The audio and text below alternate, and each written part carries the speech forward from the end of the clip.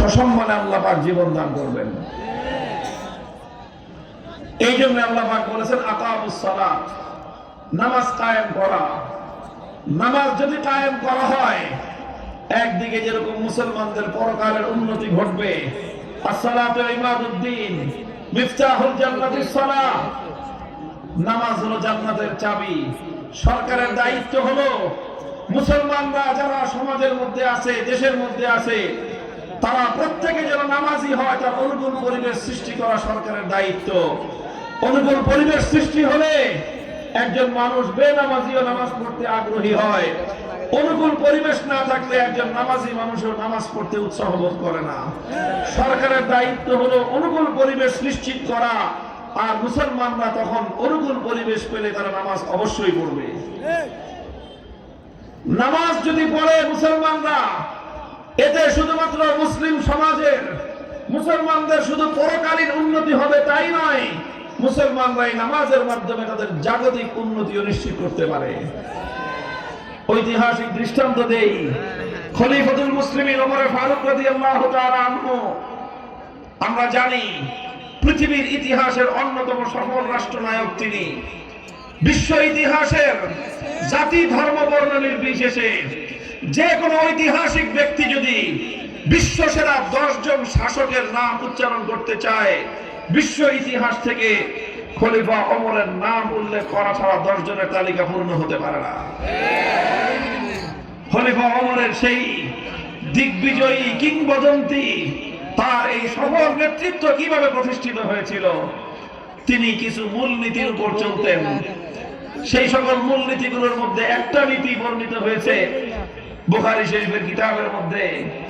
খলিফা ওমর তার খেলাফতকালে একবার তিনি তার রাষ্ট্রের সকল গুরুত্বপূর্ণ দায়িত্বশীলদের নামে একটা ফরমান জারি করলেন। খলিফার পক্ষ থেকে রাষ্ট্রীয় ফরমান, খলিফা সকল গভর্নর, রাজ্য প্রধান, বড় বড় মন্ত্রী, বড় বড় আমলা, সরকারি কর্মকর্তা, তাদেরকে লক্ষ্য করে লিখলেন, দেখেন, ইন্না আহাম্মা উমুরিকুম ইনদি আসসালাহ, ইন্না আহাম্মা উমুরিকুম ইনদি আসসালাহ, ফামান হাফিজাহা ফাহুয়া লিমা সিওয়াহা আহফাজ, ওয়ামান দাইয়াহা ফাহুয়া লিমা সিওয়াহা আদিয়াউ। হযরত ওমর লিখলেন, হে আমার খেলাফতের গুরুত্বপূর্ণ ব্যক্তিবর্গ, আমার দৃষ্টিতে তোমাদের সবচেয়ে গুরুত্বপূর্ণ কাজ হলো নামাজ কায়েম করা। রাষ্ট্রের যে দায়িত্বশীল, যেই মন্ত্রী, যেই গভর্নর, যেই আমলা, সে যথাযথভাবে নামাজ কায়েম করবে, ফাহুয়া লিমা সিওয়াহা আহফাজু, রাষ্ট্রের প্রত্যেকটা দায়িত্ব সে আরো সুচারুরূপে আঞ্জাম দিতে পারবে। ওয়ামান দাইয়াহা ফাহুয়া লিমা সিওয়াহা আদিয়াউ, আর যে নামাজকে ধ্বংস করবে, যে নামাজ সঠিকভাবে কায়েম করবে না, যেই রাষ্ট্রীয় কর্মকর্তা মুসলমান হওয়ার পরেও তার অধীনস্থ মুসলিম কর্মচারীরা নামাজ পড়ে না, যে মুসলিম শাসকের অধীনস্থ মুসলমান আমলারা নামাজ পড়ে না, যার চোখের সামনে নামাজ ধ্বংস হয়, খলিফা ওমর বলেন ফাহুয়া লিমা সিওয়াহা আদিয়াউ, তাকে রাষ্ট্রের যে কোনো দায়িত্ব অর্পণ করা হবে, সেই দায়িত্বকেও সে ধ্বংস করে ছাড়বে। তাকে যদি ব্রিজ কালভার্ট নির্মাণ করার দায়িত্ব দেওয়া হয়, সে ব্রিজ কালভার্ট নির্মাণ করার ক্ষেত্রে রডের বদলে বাঁশ দিবে। তাকে যদি রাস্তাঘাট নির্মাণ করার দায়িত্ব দেওয়া হয়, আলকাতরার বদলে সে কেরোসিন তেল ঢালবে। তাকে যদি গম বন্টনের দায়িত্ব দেওয়া হয়, জনগণের গম চুরি করে খাইবে।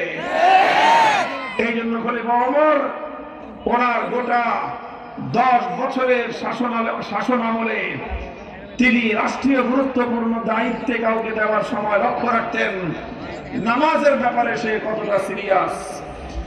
যে নামাজের ব্যাপারে যত্নশীল হতো তাকেই দায়িত্ব দিতেন, আর যে নামাজের প্রতি যত্নশীল হয় সে রাষ্ট্রীয় প্রত্যেকটা কাজের ব্যাপারে দায়িত্বশীল হয়। এটা একদিকে ধর্মীয় দৃষ্টিকোণ, আরেকদিকে এটা খলিফা ওমর রাদিয়াল্লাহু তাআলা আনহুর দূরদৃষ্টি এবং তার অভিজ্ঞতা। মুহতারাম হাজিরিন, এটা আজ আমাদের জন্য একটা জ্বলন্ত দৃষ্টান্ত। আমাদের দেশের জন্য চরম একটা দৃষ্টান্ত। আমরা জানি নামাজ সম্পর্কে আল্লাহর কোরআন কত দ্ব্যর্থহীন ভাষায় বলেছে, ইন্নাস সালাতা তানহা আনিল ফাহশাই ওয়াল মুনকার, নিশ্চয়ই নামাজ যাবতীয় অন্যায় এবং অশ্লীল কাজ থেকে মানুষকে বিরত রাখে। নামাজ অন্যায় এবং অশ্লীল কাজ থেকে মানুষকে বিরত রাখে। হে মুসলিম সম্প্রদায়গুলো, হে মুসলিম রাষ্ট্রপ্রধানগণ, হে মুসলমানদের দেশের নেতৃবর্গ, তোমরা আল্লাহর কোরআনের এই আয়াত খলিফা ওমরের ইতিহাস থেকে শিক্ষাটুকু গ্রহণ করো। আজ একবিংশ শতাব্দীতে বিশ্ব সভ্যতায় মুসলমানরা মাথা উঁচু করে সম্মানের সঙ্গে রাষ্ট্র শাসন করতে পারবে। আজ মুসলমানদের দেশগুলোর সবচেয়ে বড় অধঃপতন, মুসলমানদের শাসন ব্যবস্থার মধ্যে সবচেয়ে বেশি নীতি নৈতিকতার অভাব।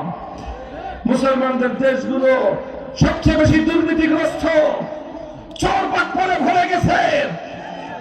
আমার বাংলাদেশের কথাই যদি আমি বলি, এই দেশের মানুষ মেহনতি মানুষ, এদেশের মানুষ কর্মঠ মানুষ, তারা কর্মপ্রাণ চাঞ্চল্যে ভরপুর।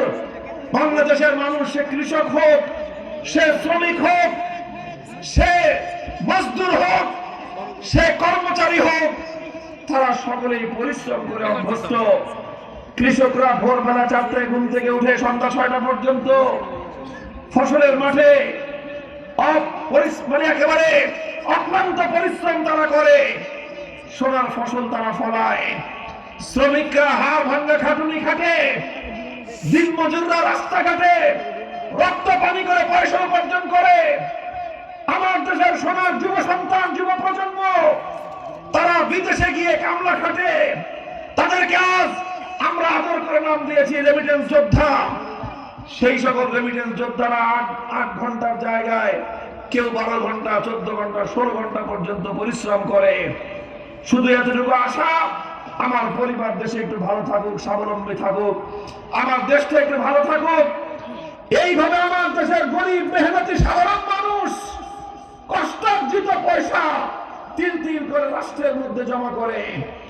সেখান থেকে দেশের উন্নয়নের জন্য, জাতির উন্নয়নের জন্য ভ্যাটের নামে, ট্যাক্সের নামে সরকার জনগণের কাছ থেকে বিপুল পরিমাণ রেভিনিউ কালেকশন করে, ট্যাক্স কালেকশন করে, রাষ্ট্রীয় কোষাগার সমৃদ্ধ করে।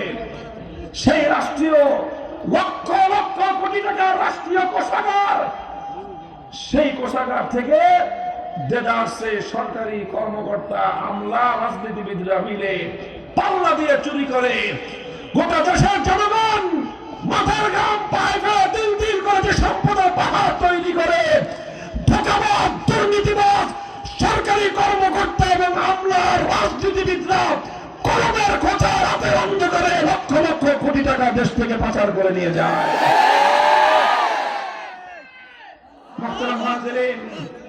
এটা বাংলাদেশের মানুষকে বুঝতে হবে, জনগণকে এই কথাটা বুঝতে হবে। আমার দেশের বাস্তব একটা চিত্র হলো, এই দেশে বড় লোকরা যারা শিল্পপতি, অনেক টাকা পয়সার মালিক, তারা প্রায় প্রত্যেকেই 90% বা 95% সরকারকে ট্যাক্স দেয় না, ফাঁকি দেয়। কিভাবে ফাঁকি দেয় সেটা ভিন্ন আলোচনা, ওটা ভিন্নভাবে বোঝানো সম্ভব। তারা শুধুমাত্র ফাঁকি দেয়। তারা জনগণের টাকা দিয়ে ব্যবসা করে। অধিকাংশ শিল্পপতি নিজের টাকা দিয়ে ব্যবসা করে না, গরিবদের টাকা দিয়ে ব্যবসা করে। বলবেন গরিবরা টাকা পাবে কোথায়? গরিবদের টাকা দিয়ে তারা ব্যবসা করে কিভাবে? এটা হলো সমাজের একটা দুষ্ট চক্র।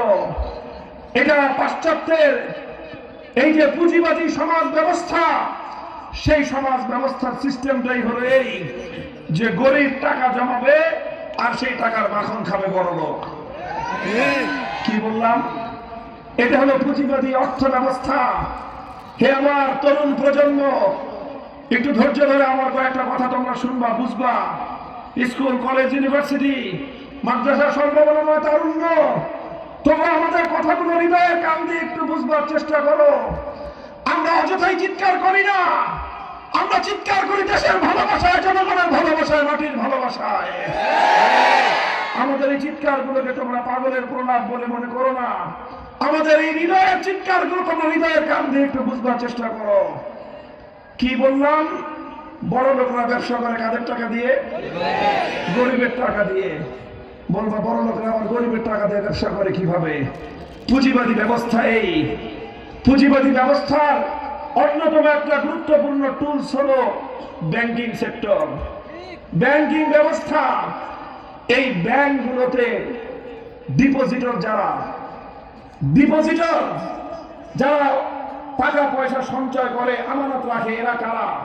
বড়লোক, শিল্পপতি। খবর নিয়ে দেখো, শিল্পপতি বড়লোকদের টাকা ব্যাংকে থাকে না। ব্যাংকে থাকে কাদের টাকা? মধ্যবিত্ত এবং নিম্নবিত্তের টাকা। মধ্যবিত্তের লোকজন, নিম্নবিত্তের লোকজন। গার্মেন্টসে চাকরি করে একটা মহিলা মানুষ, তার স্বামী নাই, দুইটা তিনটা সন্তান নিয়ে জীবনের কি যুদ্ধ একটা নারীকে করতে হয় সমাজে, কল্পনা করা যায়? এই আমার গার্মেন্টসের বোন, অনেক মহিলা আছে মানুষের বাসা বাড়িতে ঝিয়ের কাজ করে। অনেক রিক্সাওয়ালা আছে, রিক্সা চালায়, ঘাম ঝরানো না, আমি তো বলি রক্ত পানি করে তারা পয়সা উপার্জন করে। পয়সা উপার্জন করার পর তাদের মাসে 15,000, 10,000, 12,000, 20,000 টাকা কামাই হয়। তার সিংহভাগ খরচ হয়ে যায়, কারণ তার যা কামাই সংসারে তার চেয়ে তার চাহিদা বেশি। এই জন্য কোন রকম কুলাইতে পারে না। তারপরেও সেখান থেকে কিছু টাকা বাঁচায়। মাসে 1,000, মাসে 2,000, মাসে 3,000। নিজের প্রয়োজনকে মাসের শেষে ভাত কম খায়, শুধু ডাল দিয়ে ভাত খায় মাসের শেষে। প্রয়োজনে 3 বেলার জায়গায় 2 বেলা খায়। এইভাবে কষ্ট করে করে তিল তিল করে পয়সা উপার্জন করে ডিপিএস করে ব্যাংকে। কি চিন্তা করে যে জীবনে তো কিছুই করতে পারলাম না, এইভাবে মাসে 1,000, 2,000 টাকা করে জমাইতে জমাইতে 10 বছর 15 বছর পরে এক অঙ্কের একটা টাকা হবে। সেই টাকা দিয়ে দেশের মধ্যে 1 খণ্ড জমি আছে, সেখানে একটা টিনের ঘর তুলব। এইভাবে দরিদ্র মানুষ, মধ্যবিত্তের মানুষ, তারা যা উপার্জন করে সেখান থেকে সামান্য অল্প কিছু টাকা মাস শেষে তারা তাদের ইনকাম থেকে তাদের খরচের উদ্বৃত্ত বের করে তারা সেটাকে ব্যাংকে জমা রাখে। এইভাবে 1 জন 2 জন নয়, 100 200 নয়, 1000 2000 নয়, 1 লক্ষ 2 লক্ষ নয়, কোটি কোটি মধ্যবিত্ত এবং নিম্নবিত্তের মানুষ ব্যাংকে টাকা রাখে। 1 কোটি মানুষ যদি 100 টাকা করে ব্যাংকে মাসে রাখে, কত টাকা হয়? কত? 100 কোটি টাকা হয়। 1 কোটি মানুষ যদি 100 টাকা করে রাখে, আর 1 কোটি মানুষ যদি মাসে 1000 টাকা করে রাখে, 1000 কোটি টাকা হয়। এইভাবে 1000 কোটি টাকা জমা হয়। কাদের টাকা?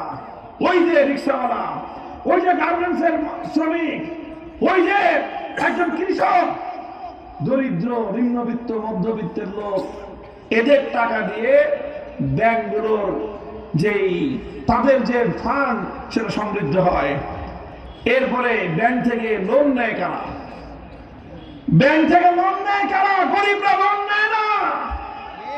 ব্যাংক থেকে গরিবরা লোন নিলে 200, 400, 500, 1000, 2000, 10,000, 15,000, 50,000, 1 লাখ টাকা লোন নিতে গেলে একটা গরিব টের পায় যে একটা লোন নেওয়ার জন্য কত রকম সিকিউরিটি দিতে হয়। এই সিকিউরিটির কাগজ জোগাড় করতে করতে স্যান্ডেলের তলা দুটা ক্ষয় হয়। গরিব মানুষ 50,000 টাকা লোন নিতে গেলে এই ব্যাংকার চোরারা লোন দেবে না। লোন দিবে কাকে? যে 2000 কোটি টাকা লোন নিতে আসবে ওরে দেবে। কেন? কেন? কোন ব্যাংকার ভাই থাকলে মাফ করেন আমাকে, আপনি সব থাকলে আমি আপনাকে বলতেছি না, কিন্তু ব্যাংকের যা চিত্র সেটা বাস্তবতা বলতেছি। এই গরিব মানুষ 50,000 টাকা তাকে লোন দিয়ে তার প্রয়োজনটা পূরণ করা যায়, দিবে না সহজে। কত ধানে কত চাইল ব্যাংকের থেকে 50,000 টাকা লোন নেওয়ার গরিবরা টের পায় না। আর শিল্পপতি আসছে 2,000 3,000 কোটি টাকা লোন নিতে, ও আগেই ম্যানেজাররে মেরে দেবে 50 লাখ। 50 লাখ তুই নিয়ে নে পাও, এরপরে বড় বড় কর্মকর্তাদেরকে খাওয়াবে আরো 30 লাখ, 1 কোটি মারবে এখানে। ও তো দিবে ৩,০০০ কোটি টাকা, আর ১ কোটি ২ কোটি গেলে কি হয়? এরপরে কলমের খোঁচায় ৩,০০০ কোটি টাকা লোন স্যাংশন হয়ে যাবে তার নামে। এরপরে সেই ৩,০০০ কোটি টাকা নিয়ে যাবে, তার প্রতিশ্রুতি থাকবে এই ৩,০০০ কোটি টাকা দিয়ে আমি ব্যবসা করব। এই ব্যবসা করলে দেশে কর্মসংস্থান তৈরি হবে, এই ৩,০০০ কোটি টাকা প্রফিট আসবে, সেই প্রফিট দিয়ে আবার গরিবরা লাভবান হবে। এই থাকে তার প্রতিশ্রুতি। ৩,০০০ কোটি টাকা লোন নিয়ে সে করে কি? ৩,০০০ কোটি টাকা লোন নিয়ে আগে ১,৫০০ কোটি টাকা পাচার করে, আর বাকি থাকে ১,৫০০ কোটি টাকা। ওই ১,৫০০ কোটি টাকার ১,০০০ কোটি টাকা সে বিনিয়োগ করে, আর ৫০০ কোটি টাকা সে ২ হাতে উড়ায়। তার দেখবেন মানুষ হলো সংসারে, পরিবারে মানুষ ৩ জন, গাড়ি ৪টা, বাড়ি ৫টা, গাড়ি ৪টা, বিশাল তার পাইক পেয়াদা। এই হলো শিল্পপতি। আর এই শিল্পপতির সম্পদ এবং তার ঋণ যদি টানা হয়, হিসাব করা হয়, অধিকাংশ শিল্পপতির তাদের যেই পরিমাণ সম্পদ থাকে তার চেয়ে কয়েক গুণ বেশি তাদের ঋণ এবং লোন থাকে। এই হলো অবস্থা এই দেশটার। সুতরাং সরকারকে তো ১ টাকাও ট্যাক্স দেয় না। সরকার ট্যাক্স চাইলে কয় যে আমি সব ট্যাক্স দেবো কোত্থেকে, আমি তো ঋণী, আমি তো ফকির। শেষ পর্যন্ত সরকার যখন খামলা মেরে ধরে, পুলিশ যখন খামলা মেরে ধরবে, তখন সিস্টেম করে ব্যাংকটাকে দেউলিয়া ঘোষণা করে দেয় যে এই হলো আন্তর্জাতিক মানের ফকির, এর কাছে কোনো টাকা নাই, কাজেই তার উপর প্রেসার চাপ প্রয়োগ করা যাবে না। এই হলো দেশের অবস্থা। এটা তো বললাম বেসরকারি খাতের দুর্নীতির কথা। বিগত আমলগুলো তোমরা দেখো, ভয়ঙ্কর আরেকটা কাজ কারবার বাংলাদেশে ঘটেছে গত কয়েক বছরে। ভয়ঙ্কর। এই যে জনগণের টাকা গরিবের পকেট থেকে কেড়ে এনে কিছু দুর্নীতিবাজ শিল্পপতিরা এইভাবে রাজনীতিবিদদের ছত্রছায়ায়, মন্ত্রী না প্রধানমন্ত্রীর ছত্রছায়ায় হাজার হাজার কোটি টাকা, ১০,০০০, ১৫,০০০, ২০,০০০ কোটি টাকা ব্যাংক থেকে লোন নিয়ে লাভার্থ হয়ে গেছে। এই জন্য ভয়ঙ্কর সংবাদ হলো, এই ফাঁদ হিসেবে তারা যে ব্যাংকগুলোকে ব্যবহার করেছে এর মধ্যে অধিকাংশই হলো ইসলামিক ব্যাংক। ইসলামিক ব্যাংকের নামে মানুষ বেশি আস্থা পায়, মানুষ সেখানে বেশি সঞ্চয় রাখে। একটা কনভেনশনাল সুদী ব্যাংকে যে পরিমাণ সঞ্চয় রাখে বাংলাদেশের মানুষ, এই যে আমাদের হুজুরদের কাছ থেকে সুদের বিরুদ্ধে ওয়াজ শুনে মানুষ গিয়ে সুদী ব্যাংকে আর সঞ্চয় রাখে না। মানুষ যা সঞ্চয় রাখার, গরিবরা সঞ্চয় রাখে বিভিন্ন ইসলামী ব্যাংকে। আর এই চোরার দল ইসলামের নামে রাজনীতি শুনলে শরীরের মধ্যে অ্যালার্জির চুলকানি তৈরি হয়। আর এই সব দুর্নীতিবাদ চোরারা মিলে এক একটা ইসলামী ব্যাংক তৈরি করেছে, আর ইসলামী ব্যাংকের নামে জনগণের টাকা লুটপাট করার ব্যবস্থা করেছে। এক ঢিলে ২ পাখি, টাকা লুটপাট করলো, ইসলামকে বদনাম করে রেখে গেল। এই হয়েছে বিগত দিনে বাংলাদেশে। আপনারা যে কম শেখ হাসিনার উপর হুজুর এত খেপছেন কেন? খামাখা খেপছি এদের বিরুদ্ধে। এই সব অপকর্ম তারা করেছে বিগত ১৫টা বছর। ২৮ লক্ষ কোটি টাকা বাংলাদেশ থেকে চুরি করে নিয়ে গেছে। কত কোটি? ২৮ কোটি। ২৮ লক্ষ কোটি টাকা। এই কত লক্ষতে ২৮ লক্ষ কোটি টাকা হয়? ২৮ লক্ষ কোটি টাকা বাংলাদেশের ১ বছরের প্রায় বাজেটের সমান। এই পরিমাণ টাকা দুর্নীতি করে দেশের বাইরে নিয়ে গেছে। আর দেশে যা আছে তো আছেই। মুহতারাম হাজিরিন, এই জায়গাটা আমি তোমাদেরকে বলি, হে আমার বাংলার মানুষ, তোমরা একটু সোচ্চার হও, একটু সচেতন হও। দরিদ্র, মধ্যবিত্ত, নিম্নবিত্ত মানুষ তোমরা যদি ঘুরে দাও, বাংলার দুর্নীতিবাজরা আর বাংলাদেশের শেকড় কাটতে পারবে না।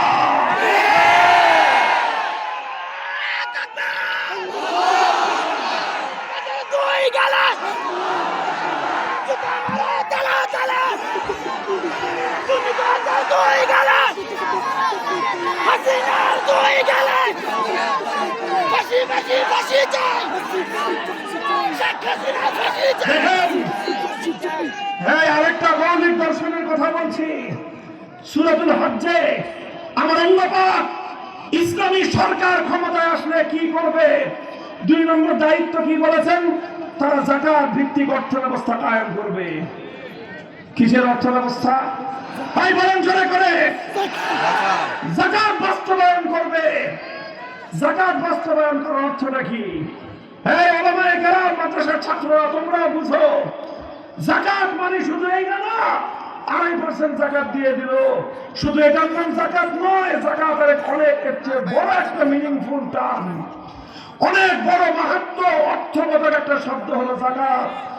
আল্লাহর কোরআন বলছে ইসলামী সরকারের দায়িত্ব হলো যাকাত বাস্তবায়ন করা। যাকাত বাস্তবায়নের মানেটা কি? যাকাত সম্পর্কে আল্লাহর কোরআনের একটা শব্দ, আল্লাহর নবীর হাদিস থেকে একটা শব্দ আমি তোমাদেরকে উদ্ধৃতি করি। ইসলাম যে অর্থ ব্যবস্থা, ইসলাম যে অর্থনীতি দিয়েছে, সে অর্থনীতির বৈশিষ্ট্য আল্লাহর কোরআনের সূরাতুল হাশরে আল্লাহ বলেছেন, আল্লাহর কোরআন বলেছে কাইলা ইয়াকুনা দুলাতান বাইনাল আগনিয়াই মিনকুম। কাইলা ইয়াকুনা, বলো, দুলাতান বাইনাল আগনিয়াই মিনকুম। ইসলাম এমন একটা অর্থ ব্যবস্থা বাস্তবায়ন করার নির্দেশ দিয়েছে। আল কোরআন সরকারকে এমন অর্থনীতি বাস্তবায়ন করতে বলেছে যে অর্থনীতি বাস্তবায়ন হলে সমাজের সম্পদ ধনিক শ্রেণীর কাছে কুক্ষিগত হতে পারবে না। ধনীরা 3 জন 4টা গাড়ি হাঁকাইবা, গরিবরা 500 মানুষের জন্য একটা মুড়ির টিন। হ্যাঁ, গরিবের 500 মানুষের জন্য একটা মুড়ির টিন, আর তুমি শিল্পপতি, তোমার 3 জনের জন্য 4টা গাড়ি। এই বৈষম্যের সুযোগ ইসলামের অর্থ ব্যবস্থায় নাই। এই বৈষম্যের অর্থ ব্যবস্থা ইসলামের সুযোগ নাই। ইসলামের যাকাত ব্যবস্থা সম্পর্কে আল্লাহ রাসূল বলেছেন কি? তুখাযু মিন আগনিয়াইহিম ওয়া তুরাদ্দু আলা ফুকারাইহিম। তুখাযু মিন আগনিয়াইহিম ওয়া তুরাদ্দু আলা ফুকারাইহিম। তার অর্থ হলো ধনীর সম্পদ থেকে গরিবের হিস্সা আদায় করে গরিবের কাছে পৌঁছে দিতে হবে। ধনীদের সম্পদের দ্বারা গরিবের অভাব পূরণ হবে। ধনীর সম্পদ দিয়ে গরিবের ক্ষুধা নিবারণ হবে। ধনীর সম্পদ দিয়ে গরিবের বস্ত্রের চাহিদা পূরণ হবে। ধনীর সম্পদ দিয়ে গরিবের বাসস্থান হবে। ধনীর সম্পদ দিয়ে গরিবের চিকিৎসা খরচ মিটবে। ধনীর সম্পদ দিয়ে গরিবের সন্তানের শিক্ষার ব্যবস্থা করতে হবে। এটার নামই হলো যাকাত। আর আজ আমার দেশে কি আছে আমি কি বুঝে